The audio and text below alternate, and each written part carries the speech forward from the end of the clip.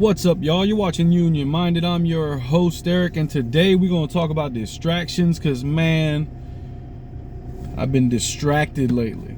You know, ever since the death of Tupac and Biggie back in 96 and 97, these stories of rappers that get gunned down caused me to dive into rabbit holes. It happened with Mo 3 when he was gunned down on the highway.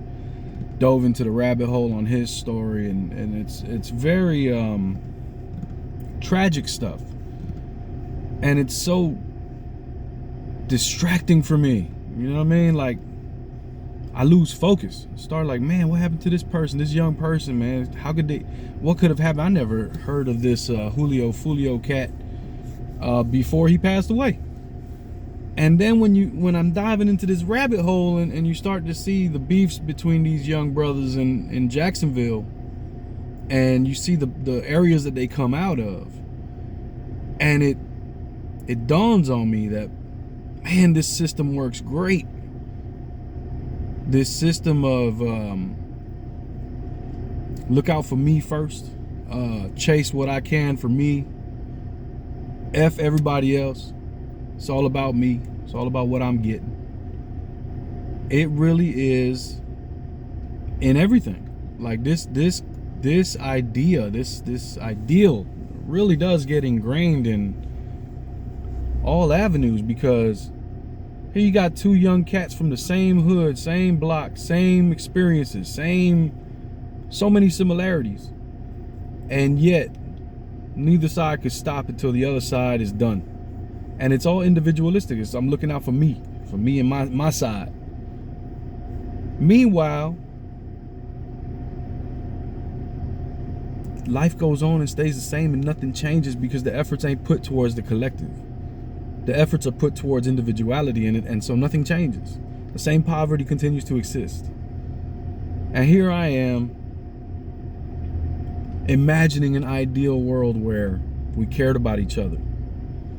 Imagine that these young folks teamed up and actually started to try to make a difference. And that's the thing that bogs me down, because I'm like, what combinations of words unlocks the aha moments for folks that are really into this trap? Because the culture that we're living and the way we're going, I don't see it ending in a good situation for the majority. I see it ending with a very dire situation for the vast majority of civilians, with a very select cream of the crop that reaps the benefits. And we see movies about it.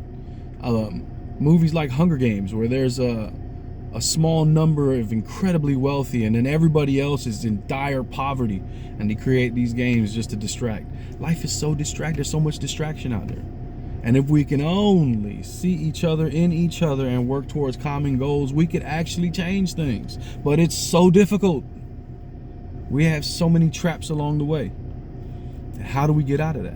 You know what I mean? How do we move past how do you go against what you've been nurtured to believe your whole life? How do you go against that? Because to think community, to think collectively, is to think like the indigenous that inhabited this land before this evil ideology got here.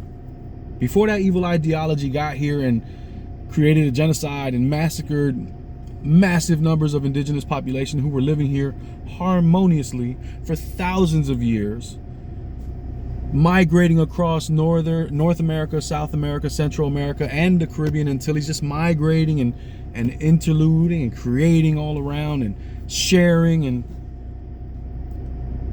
that to me is the harmonious ideology. That's the one that makes sense, because you're in harmony with nature.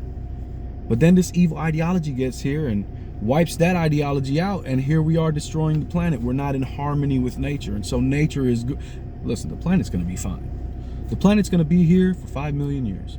I don't know if we will. I don't know if the human species will survive that long, but the planet's going to be here. And it's like this ideology is just in everything. And how do you unlock understanding from folks who it's not their own fault? I was born and raised here too. I used to think like that too. Took a lot of reading and understanding and empathy and self-reflection to get to where I'm at. But there's so many folks that are still just in that fog. And how do you unlock the aha moment that wakes them up? Here you have another tragedy. Cat got shot, celebrating his birthday at the Holiday Inn, done up probably by his rival. We'll see.